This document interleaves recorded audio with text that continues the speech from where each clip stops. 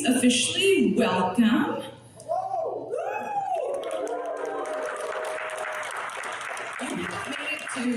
what time is it? Let's see. 1,330 hours, 1:30 p.m. on Sunday at PAX East 2026. Congratulations. We claim. So I want to welcome you all officially. My nickname is Ms. Silver. I help run Street Pass Boston, host a podcast, and just love doing things with gaming communities. But today, we're going to be talking about the Malden Gaming District and how it was formed and how you can make something that's as amazing as that wherever you might be, around the country, around the world. I see people who are like, how can I make friends with games? And there are so many ways you can do it. It can be a little hard. You gotta put yourself out there, but you can do it. And who are we hanging out with today? You know who I am, but these are the more interesting people here on the panel. Of course, I'm very excited as we have the mayor of my town, Mayor Gary Christensen here.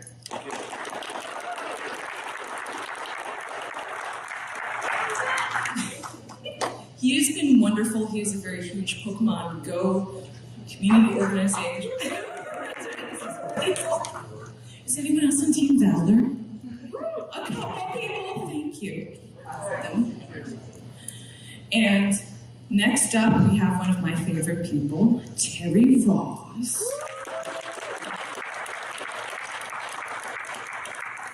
She is a wonderful person who makes a lot of her own games that she's created herself. She does all sorts of cool things with streaming, but she's actually one of the people who helped bring a lot of different organizations on the Malden Gaming District together, which, without that, I don't know, if you didn't have it and put it all in one place, what would happen?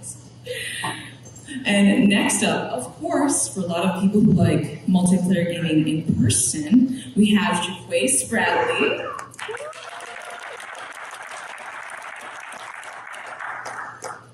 He's organized in-person game shows, Couch Quest, and has also done a lot of stuff with just bringing people together through a group called the Multiplayer Museum.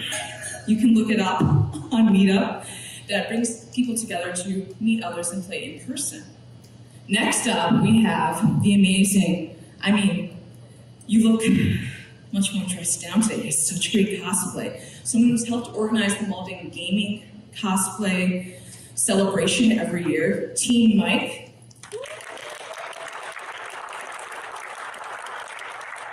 And if you are into idols, cosplay, if you are nearby, we have people come down from New Hampshire, Maine, all sorts of different places for the cosplay celebration last year. It was just a fun, amazing time. So many local organizations organized with it. But next up, we have, he's probably quite notorious. We have Clapnet, aka Calvin.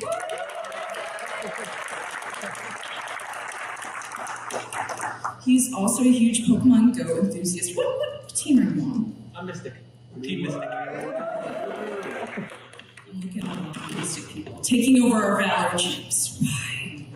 But he's done so much great work. He's out there in rain, snow, shine, hail, everything. Connecting thunder. That's not safe. And last but certainly not least, this hits at my own heart deep down inside, we have Glassinator.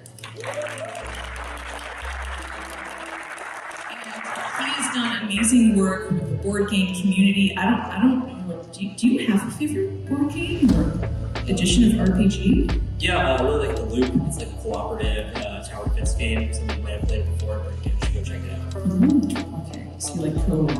Co-op games, yeah. It's all about working together, right? Well, you've learned a little bit about that, but the real questions are, what is the Malden Gaming District? How did this actually come to be? To start this off, I think we're going to throw it out to Mayor Gary Christensen to talk about, the Malden Gaming Initiative, how you can have something like that where you are.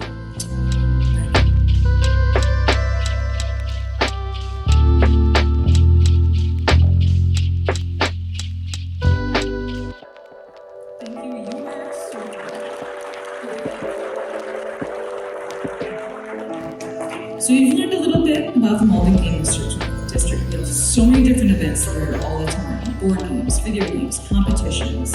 But let's say you're in a small town or a big town, how do you get started finding your own community, creating your community? There's so many ways you can go about this, but I think probably the experts that we have here today, we've got Terry Ross and Jaqueta.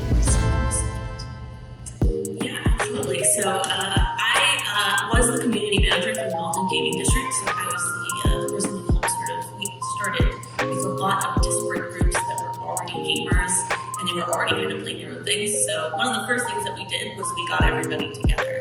What happened after that, and then that's what it relates to starting your event, is once people saw that the Malden Gaming District was a thing, they started developing an interest in running new events. Like, it really started to have its own momentum. So it really is very simple. You just need to start with a game that you are interested in, then you start with a venue, and then you start looking for players.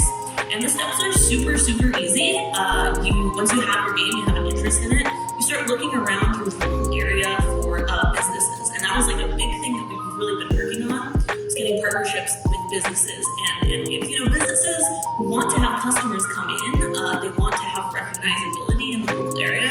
So a lot of times when you reach out to them and say, hey, I would like to run an event here, they're very excited about it. It really is almost always a yes. They will be very accommodating. A lot of times you don't even have to spend money. Like, a lot of them will let you come in and run things for free as long as the game is appropriate for the space. So this is a great opportunity to go out. Like, already you're making connections, you're meeting people, you're making friends, just by like talking to people in your area and being like, hey, I would like to run this.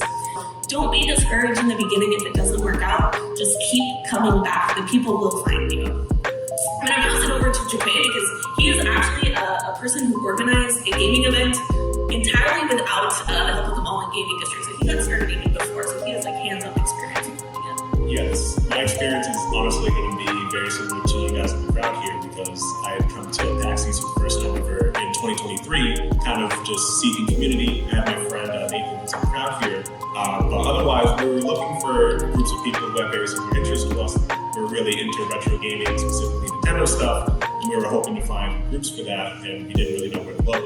We came here and we were honestly kind of intimidated by like seeing a lot of other groups that were pre-established, or just like simply how many people are present at a convention, and just like, where do you even start talking to them?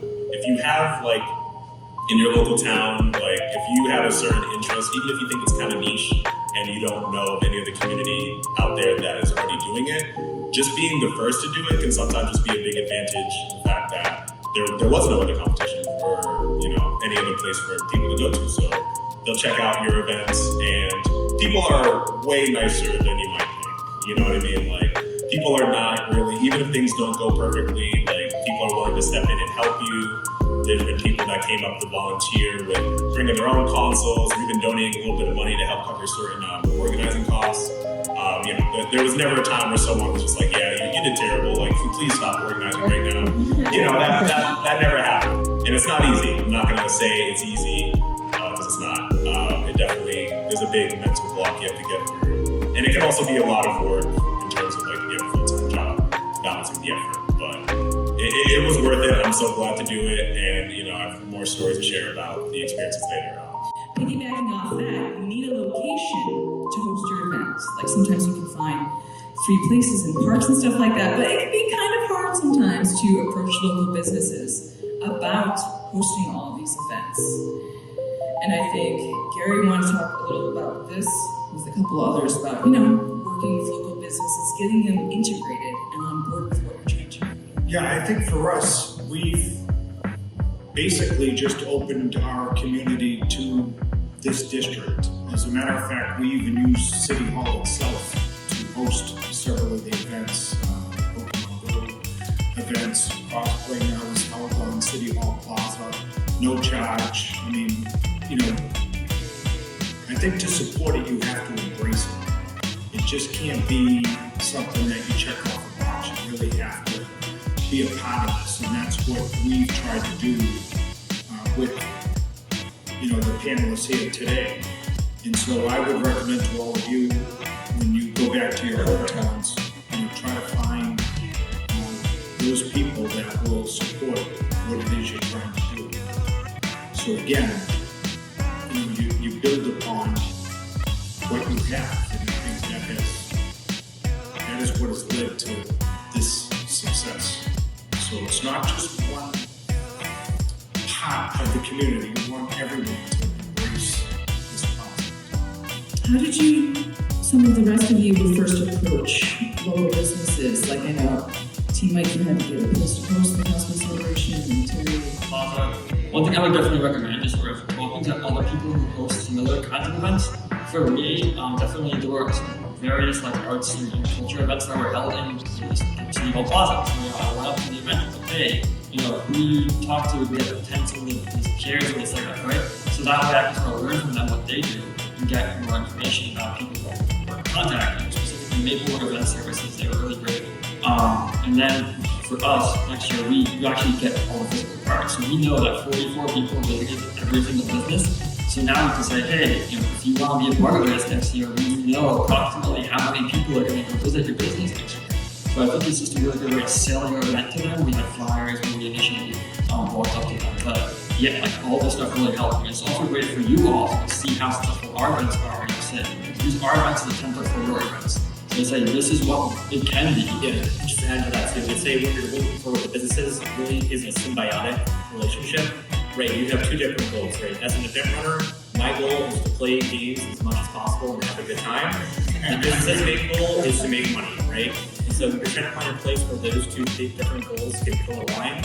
So like for me, it was very much boots on the ground. So I was like, okay, where can we find an event that is not too crazy and maybe they also want some business that we get on a slow day, right? And so I went around and talked to businesses and hey, what's your slowest day? How would you feel about me consistently getting 15 people to show up into your business? They're excited to have more business on a day that's slow. And what's great is people going that way, we don't even have to pay necessarily to the business because we bring foot traffic in. There's kind of an assumption that maybe you'll buy something, but the more people you bring in, the more money they could get. So Daniel touched on it, but I want to re-emphasize that point in the Patriots game. Sound is super important. When you go into a business, make sure if you're thinking that it's potential, pay attention to what's playing on the speakers. That was an issue that we would occasionally run into when we were running events. Is the business owners wouldn't really understand that the music has to come down, and they'll lower it usually. But just keep that in mind when you're looking. It's one of the number one things where you go in and you're like, oh, actually this isn't working, and I didn't notice that until we started talking. So keep that in mind. Well, let's say you've gone in. You've talked to the groups, the land centers, the comic book stores. You've convinced them to host your event. You've got that one person to show up, and how do you find more people to show up and join with you? Which is, the fun part, getting all these cool people to show up. And I think that, Terry and Calvin, Calvin especially, you've done excellent jobs of finding your communities and growing it up. So I'm going to throw it out, I guess, first to Calvin. Yeah, so for us it was a lot about Discord at first. Pokemon Go has been organized around Discord in Malden since before I lived in Malden, which was 2017. And I just came into a pre-existing community, but once you're on Discord, people know the existing local communities. That's always a good way to build up from there. And most gamers are on Discord. Finding other people in the community to help. Yeah, first of all, Calvin makes a great point that we've talked about making partnerships with businesses, but we haven't talked about making partnerships with the game you are playing. There's another example from our community. TJ's not here, but he runs the Magic the Gathering group in Malden.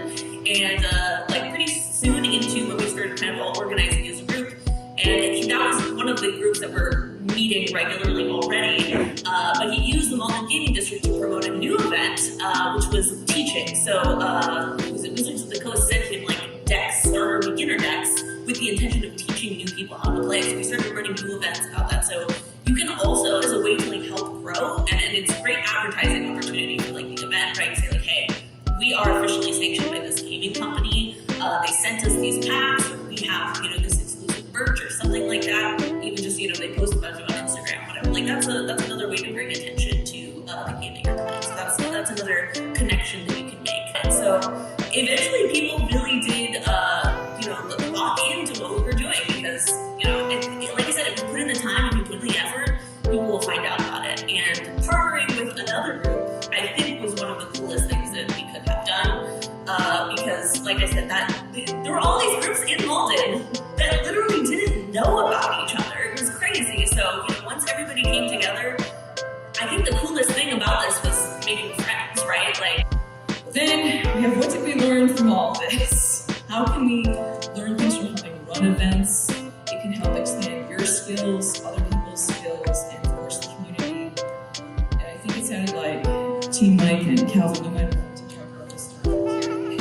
Yeah, definitely, again, learning is really important. I think there's always going to be something that goes wrong, and there's really a great way for you to sort of take that and learn from it for the next event so that you can continue to improve. That for us specifically, one thing that we learned, and we had many different sort of locations for our event, like we had events having a different locations, different businesses, as well as on the St. Paul Plaza.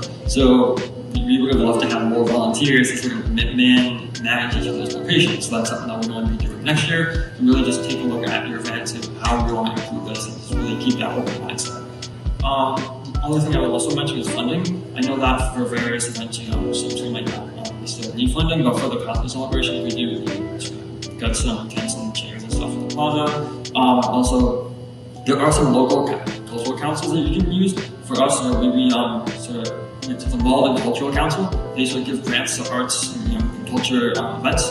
So it was a whole application process. So we were able to apply, and we actually did get a grant for this next year. So this will make it even better for us to continue to grow. So definitely. And from my side, I would say these are just basic leadership tips, but avoid burnout. You cannot run a big event on your own. So you should treat your bandwidth budget the way you treat your monetary budget, and hopefully that's a good thing for you. If you're in a place with lots of drama, people are going to feel the bad vibes. People are going to stop coming back. So just avoid drama. Talk like an adult. And then the last thing is to be a safe place in all senses. If you have a creep, it will chase people away. We've had that happen in the Pokemon Go group, where someone comes by who is creeping people out, and then they never come back. And so you cannot tolerate creepiness or bad vibes. You want to be a place where people want to come, feel safe coming, and feel good about being there, and can trust you to lead them and be proactive about all that. I think these are all good things we can all follow. Like, I like to think of, I'm a little older here, looking back to Bill and Ted's Excellent Adventure, be excellent to everyone. Like, look out for people. Think like if someone was your brother, sister, mom, dad, whatever it is, be nice to people, try and encourage people to be respectful and kind, and have a good time. That's what it's all about. That's why we're all here. But how can we expand? You've got your event off, you have people actually showing up. How can you expand upon that? What do you guys think will be here in the future? Daniel is our new community manager, and I think that's I'm really excited because last fall, I guess, we kind of did a refurbish the website that we have. We also got the URL all set up, so you can go to www.maldengamingdistrict.com.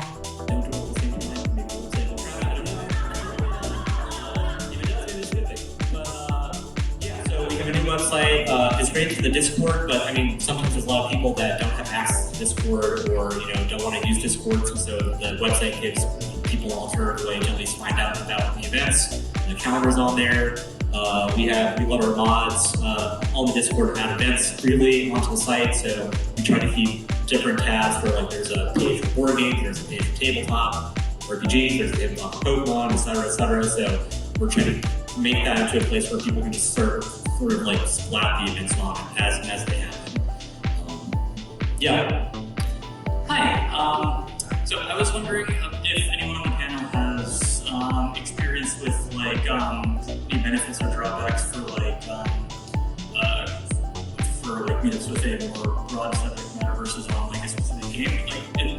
For example, in my case, I would love to start a group for indie couch multiplayer games with that rotating things with a different game each week. I'm worried that the appeal might be a bit more limited than stuff for a specific game because it's not a specific fandom that you can go to like you would for Smash Bros. And Magic the Gathering. Does anybody here have experience with outreach for that, if that is an issue?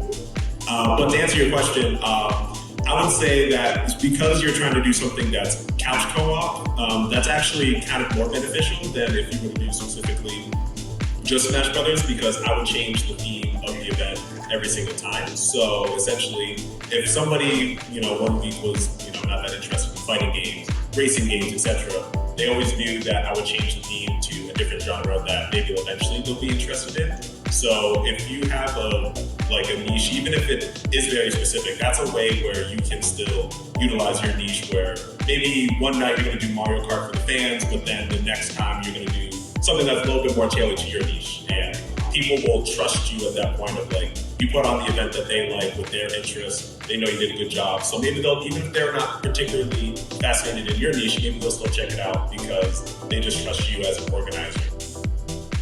Hi, my name is Vincent. It's kind of a two-part question. The first part is a bit close to my heart.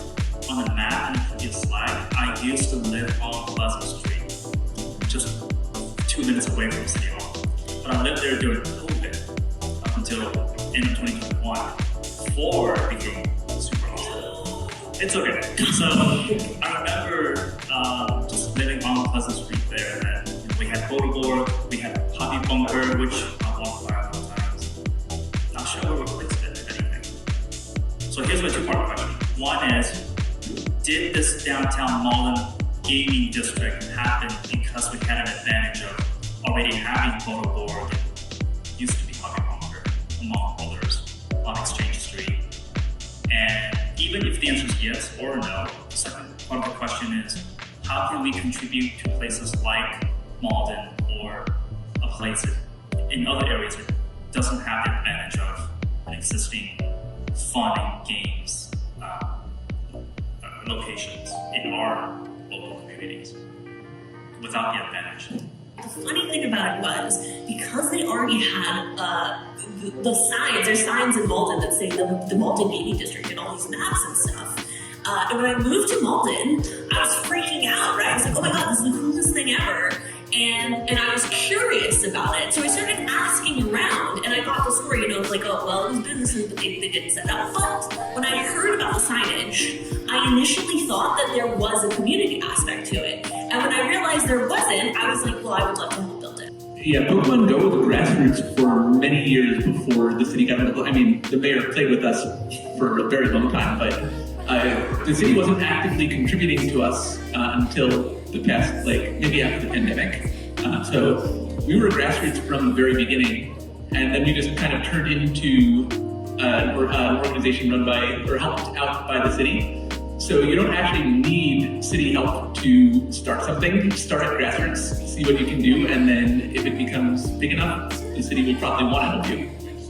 Switching from business to education, what's not put on that map is that high school is not that far away, like 2 blocks that way. And so my question is are there any plans or ideas for outreach from small gaming community to, let's say, the high school or to other schools? Because especially for competitive games, stronger players who are really heavy-handed players that maybe state international, they tend to be better students too, because they tend to have their stuff together.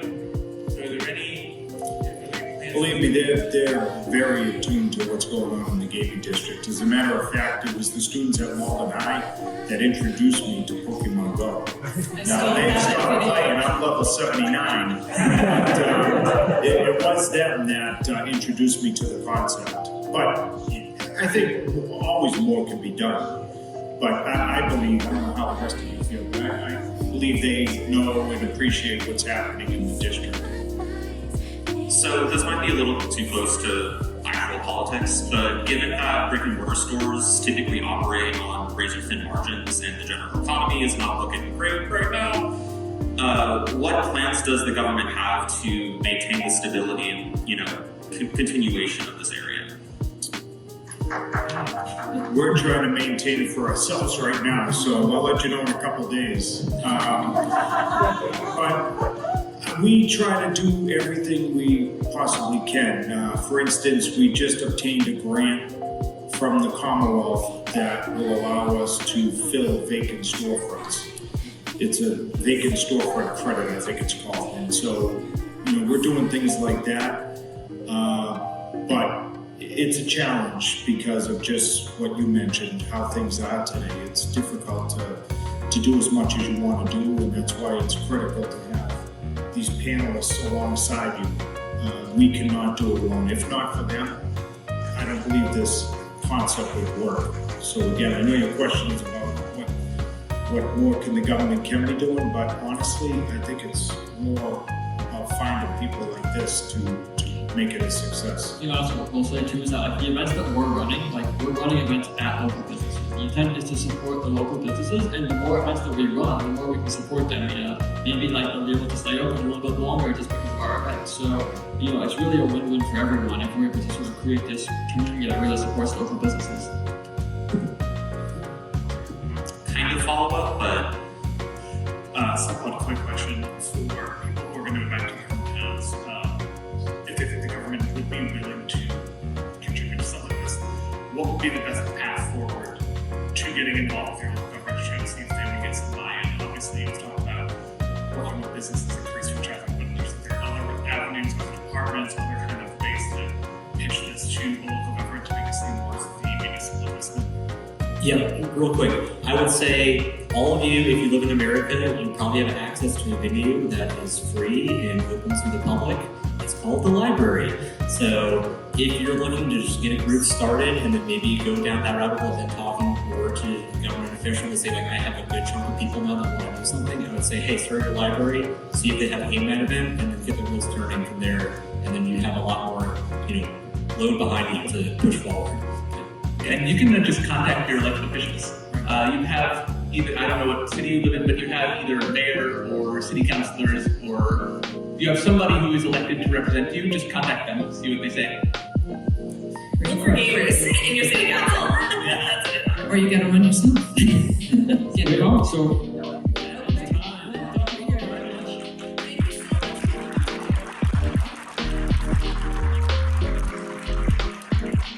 I'm trying to get a picture.